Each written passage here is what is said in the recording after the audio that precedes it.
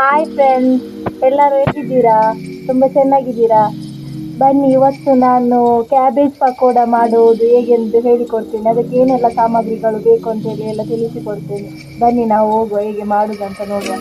Friends, ನಾವಿವತ್ತು cabbage pakoda ಮಾಡಲು ಎಂತೆಲ್ಲ ಬೇಕು ಸಾಮಗ್ರಿಗಳು ನೋಡುವ.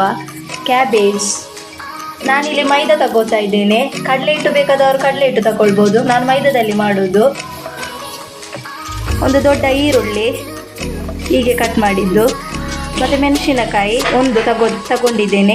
ರುಚಿಗೆ ತಕ್ಕಷ್ಟು ಉಪ್ಪು, ಮೆಣಸಿನ ಹುಡಿ, ಸ್ವಲ್ಪ ಜೀರಿಗೆ, ಚಿಟಿಕೆ ಅರಿಶಿನ, ಕರಿಬೇವು, ಮತ್ತು ಇದು ಸ್ವಲ್ಪ ಮಂದಿಗೆ ಕೊತ್ತಂಬರಿ, ಇಡೀ ಕೊತ್ತಂಬರಿ. ನಾನು ಸ್ವಲ್ಪ ಜಜ್ಜಿ ಹಾಕಿದ್ದು, ಯಾಕಂತ ಹೇಳಿದರೆ ಸ್ವಲ್ಪ ಮಂದಿಗೆ ತಿಂದಾದ ನಂತರ ಗ್ಯಾಸ್ಟ್ರಿಕ್ ಎಲ್ಲ ಆಗ್ತದಲ್ಲ, ಅದಕ್ಕೆ ನಾನಿಲ್ಲಿ ಕೊತ್ತಂಬರಿ ತಗೊಂಡಿದ್ದೇನೆ.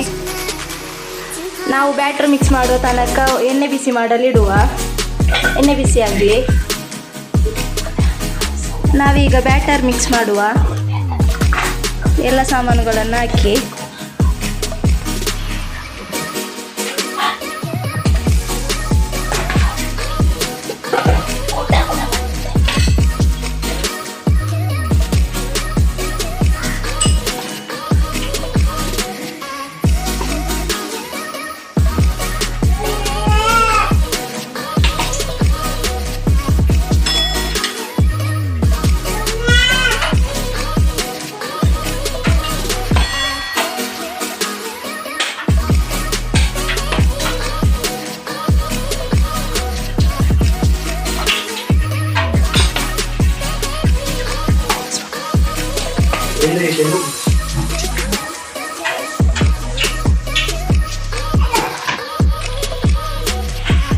ಚೆನ್ನಾಗಿ ಮಿಕ್ಸ್ ಮಾಡಿಕೊಳ್ಳುವ.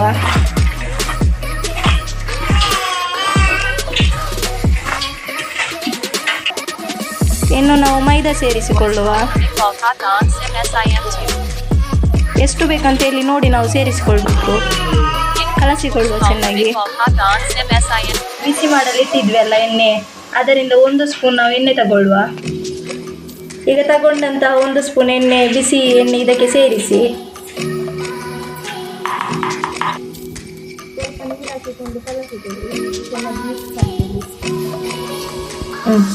ನೋಡಿ ಫ್ರೆಂಡ್ಸ್, ಈಗ ಆಗಬೇಕು ಬ್ಯಾಟರ್. ನಾವು ಎಣ್ಣೆಯಲ್ಲಿ ಬಿಡುವಾಗ ಹೀಗಾಗಿ ನೋಡಿ ಫ್ರೆಂಡ್ಸ್, ಕ್ಯಾಬೇಜ್ ಪಕೋಡ ಹೀಗೆ.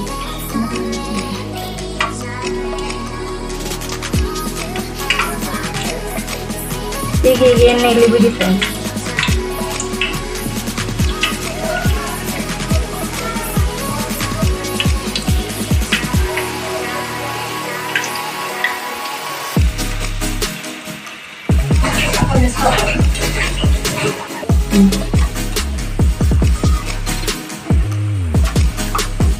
ನೋಡಿ ಫ್ರೆಂಡ್ಸ್, ಗರಿಯಾದ ಪಕೋಡ, ಕ್ಯಾಬೇಜ್ ಪಕೋಡ ಹೇಗೆ ಕಾಯ್ತಾ ಉಂಟು, ಬೇಯ್ತಾ ಉಂಟು ಅಂತ ನೋಡಿ.